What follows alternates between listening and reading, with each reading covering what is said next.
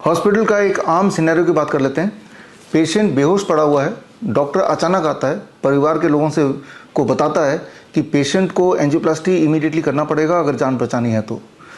अब आपका decision decide करेगा कि पेशेंट का क्या होने वाला है। क्या जो डॉक्टर ने बोला, जो माहौल बनाया कि एंजियोप्लास्टी करो, एंजियोग्राफी करो, नहीं तो पेशेंट गया, तो एक ऐसा माहौल डॉक्टर बना देते हैं कि वेंटिलेटर में पेशेंट को डालना ही पड़ेगा।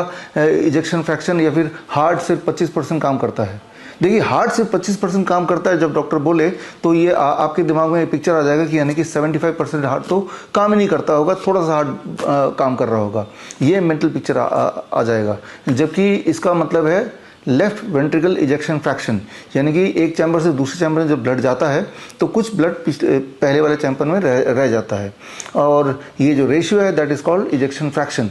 और इजेक्शन फ्रैक्शन किसी का बहुत अच्छा भी होगा तो 70% होगा। 50 साल के ज़्यादा उम्र वालों को इंक्लूडिंग मी, अगर मैं भी अपना इजेक्शन फ्रैक्शन चेक करूँगा तो वो वेरी करेगा between 40%, 45%, may be less than that, right. तो लेकिन अगर बोलूँ आपको कि मेरा हार्ट तो सिर्फ 40% ही काम करता है, आप सोचेंगे कि भाई ये तो मरने वाला है। तो इस तरह का एक माहौल बना देते हैं अपनी अजीबो गरीब भाषाओं से, ऐसे टिपिकल शब्द यूज़ करके जो उन्हें खुद भी पता है कि मरीज के परिवार वालों को इसका मतलब समझ नहीं आ रहा होगा, कि मानो कि अब लाइफ एंड डेथ का मामला हो गया है और जो वो बोल रहे हैं अगर वो नहीं किया तो पेशेंट तो हमारे हाथ से गया। तो ऐसा माहौल, ऐसी एक्टिंग डॉक्टरों की होती है कि पेशेंट के परिवारजन मजबूर हो जाते हैं एक शब्द, एक लाइन बोलने को, डॉक्टर साहब जो बेस्ट होगा बताइए, वो कीजिए, जितना पैसा चाहिए हम आपको देंगे। सो ये अल्टीमेटली वो अपने जो परिवार वाले हैं, अल्टीमेटली डॉक्टर जो भी बोलता है उसमें सिर्फ हाँ हाँ हाँ, जहाँ साइन कराना वहीं साइन करा लो, और जहाँ साइन कराना है वहीं साइन करते हैं, और वो पढ़ते भी नहीं कि वो क्या साइन कर रहे हैं। एक्चुअली उसमें लिखा होता है कि कुछ भी हो सकता है, और अगर मर गया पेशेंट तो हम रिस्पॉन्सिबल नहीं है, और साथ में ये भी है कि अगर मर गया तो कहाँ पे किसको लाश सौंपनी होगी और किससे पैसे लेने होंगे, हर बात को आप मान लेते हैं। तो उस वक्त जो भी आपका डिसीजन है, उस डिसीजन पे निर्भर करता है कि पेशेंट की ज़िंदगी आगे कैसे होने वाली है, वो ज़िंदा वापस आने वाला है कि नहीं आने वाला है। तो आप ये सोच रहे होंगे कि भाई सभी तो ऐसा करते हैं, हर जगह तो ऐसे ही होता है, तब तो डॉक्टर की बात माननी होती है। एक बात आपको समझनी होगी कि जो चीज़ हमेशा से हो रही है, जो सब लोग कर रहे हैं वो सही हो, कोई ज़रूरी नहीं है। जो प्रथा चल रही है वो प्रथा सही है, ये कोई ज़रूरी नहीं है। क्योंकि ये सब लोग कर रहे हैं तो ये ठीक है, ये ज़रूरी नहीं है। आज से पहले भी ऐसे बहुत सारे प्रथा थे जो प्रथा थे लेकिन सही नहीं था। आज से करीब 100 साल पहले ही सती प्रथा था, जहाँ हस्बैंड के डेथ के बाद वाइफ को हस्बैंड के साथ ही अंतिम संस्कार करा दिया जाता था, यानी कि दोनों के दोनों आग में डाल दिए जाते थे। हस्बैंड वो तो मर चुका है, वाइफ जिंदा ही आग में डाल दिया जाते थे, जिसे सती प्रथा बोलते हैं। तो क्योंकि वो चल रहा है वाइड स्प्रेड, तो ज़रूरी नहीं कि वो सही है। या फिर चाइल्ड मैरिज, आज से 50 साल पहले, इवन अभी भी कुछ गाँवों में चाइल्ड मैरिज होता है, क्योंकि सब लोग कर रहे हैं तो सही है, ऐसा कोई ज़रूरी नहीं है। डाउरी केस, शादी में लेन देन करना, क्योंकि सारे लोग कर रहे हैं तो सही है, ऐसा कोई ज़रूरी नहीं है। ज़रूरी यह है कि सही सवाल पूछना, ज़रूरी यह है कि जो सारे लोग कर रहे हैं उससे इन्फ्लुएंस ना होके उस वक्त सूझबूझ वाले सवाल पूछना, उस वक्त सबूत ढूंढने। सवाल यह है कि क्या एंजियोप्लास्टी करने से उस पेशेंट की ज़िंदा रहने के चांसेस बढ़ जाएंगे, उसकी क्वालिटी ऑफ लाइफ इंप्रूव होगी, उसका लाइफ स्पैन बढ़ जाएगा? ऐसा कोई एविडेंस है क्या? At the very first place आप हॉस्पिटल लेके क्यों गए? हो सकता है कि पेशेंट को हार्ट अटैक के सिम्टम आए, तो वहीं पे एक सवाल आता है कि क्या हॉस्पिटल ले जाने से पेशेंट के जिंदा रहने के चांसेस बढ़ जाएंगे?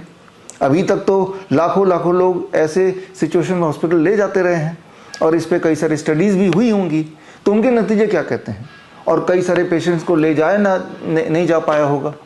तो जो पेशेंट नहीं जा पाए हार्ट अटैक के बावजूद भी हॉस्पिटल, वर्सेस जो पेशेंट को ले जाया गया, क्या ये देखा गया कि जो पेशेंट को हॉस्पिटल पहुंचा दिया गया उसके मरने से पहले, तो उनमें वर्सेस जो पेशेंट हॉस्पिटल गए नहीं, क्या कोई फ़र्क है? क्या कोई इम्प्रूवमेंट देखी गई in terms of the life span, in terms of the quality of life?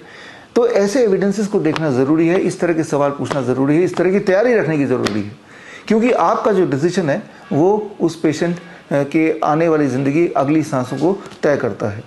जब डॉक्टर बोलता है पेशेंट का तो हार्ट 25% काम कर रहा है, वेंटिलेटर पे रखना होगा, आपका एक साइन पेशेंट की जान ले सकता है। ये सारी बातें आपको समझनी होगी। आप ये एक्सक्यूज दे नहीं सकते कि मैं तो लेमैन हूँ, ये तो मेरा काम नहीं है।